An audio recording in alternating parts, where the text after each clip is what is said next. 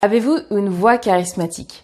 Bonjour, je m'appelle Claude Eugénie et j'accompagne les coachs, les conférenciers et les entrepreneurs dans leur prise de parole en public et je les aide à devenir captivants et inspirants. Rosario Signorello, qui est un docteur en linguistique et en psychologie, a fait l'étude suivante. Il s'est dit, tiens, les hommes politiques, qu'est-ce qui fait qu'ils aient autant de charisme? Il s'est intéressé à leur voix. Il s'est dit, tiens, ça se trouve que c'est dans la voix que tout se passe. Il s'est rendu compte, en faisant une petite étude, il a pris des hommes politiques aussi bien en France qu'en Italie, au Brésil et au Portugal. Il a pris environ des centaines d'heures d'enregistrement, il a analysé leur voix. Et ensuite, il a soumis 250 extraits à une audience qui avait pour but de pouvoir mettre des mots-clés sur ce qu'ils entendaient. Par exemple, des adjectifs comme, voilà, cette voix est dynamique, cette voix est menaçante, autoritaire ou calme. Il s'est rendu compte d'une chose, que la première chose, il y a dans la note fondamentale, donc c'est-à-dire dans la fréquence qu'envoient nos cordes vocales, donc quand on fait un son comme ça, c'est une certaine fréquence en fait qui est émise, et s'est rendu compte que dans cette fréquence fondamentale, il y avait la plupart de ces éléments de charisme. Et la deuxième chose, il s'est rendu compte que la longueur de pause entre les mots augmente ce niveau de charisme. Plus la voix de l'homme politique est basse, et plus il est perçu comme quelqu'un de dominant. Et à l'inverse, plus elle est élevée, et plus il est ressenti davantage comme quelqu'un de soumis. Avez-vous remarqué, par exemple, que dans les films, on fait bien attention à mettre au personnage principal et surtout au méchant une voix très charismatique? Eh bien, il y a une raison à cela. C'est parce que un méchant avec une voix aiguë va être beaucoup moins crédible qu'un méchant avec une voix très très grave, qui peut être à la fois rassurant, dominant ou ça peut vraiment faire peur, vraiment. Moi, je le vois par exemple.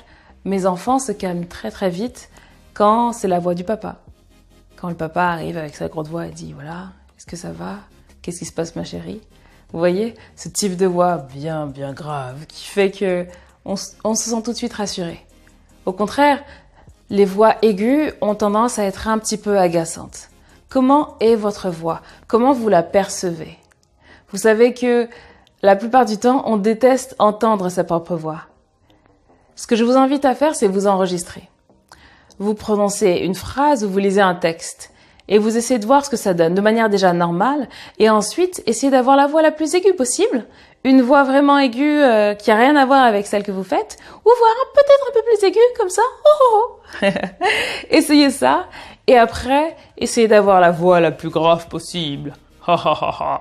Vous imaginez si Dark Vador disait « Luke, je suis ton père !» Tout de suite, c'est beaucoup moins captivant.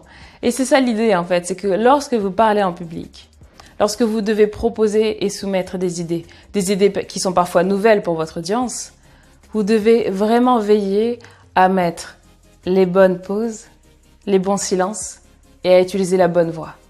Tout ça, ce sont des choses que la plupart des politiciens ou autres, ou même les chanteurs, travaillent grâce à leurs coachs vocaux. Moi, pour ma petite histoire, voilà, ça fait 20 ans que je chante en tant que chanteuse de jazz. Vous voulez quoi? Une petite preuve? C'est ça? Heaven, I'm in heaven, in my heart it's so that I can hardly speak, and I seem to find the happiness I seek when we out together, dancing cheek to cheek. Vous voyez? Ça fait 20 ans que je pratique la chanson et j'ai encore énormément de choses et de progrès à faire parce que je travaille encore plein de choses en ce moment. Mais j'ai été accompagnée par un coach pendant une bonne partie, un coach vocal qui m'a permis d'utiliser ma voix correctement pour éviter de me faire mal. Et j'ai remarqué que lorsqu'on veut faire de la chanson, oui, on trouve des coachs vocaux, on s'inscrit dans une chorale et on travaille cette voix. Maintenant, lorsqu'il s'agit de parler, il y a très peu de coachs vocaux qui vont vous aider à parler. Et moi, c'est vraiment ce que j'aimerais vous donner aujourd'hui, cette double dimension, cette double compétence que j'ai. L'idée de pouvoir être à la fois chanteuse et à la fois être conférencière, oratrice. j'aimerais vous apporter tous les outils qui vous permettent dès demain de pouvoir travailler votre voix pour que vous puissiez avoir une voix beaucoup plus charismatique, que vous sachiez parler de manière beaucoup plus captivante lorsque vous en avez besoin. Parce que vous voyez, c'est votre manière de parler qui va derrière aller créer une action dans la tête de ceux qui vous écoutent.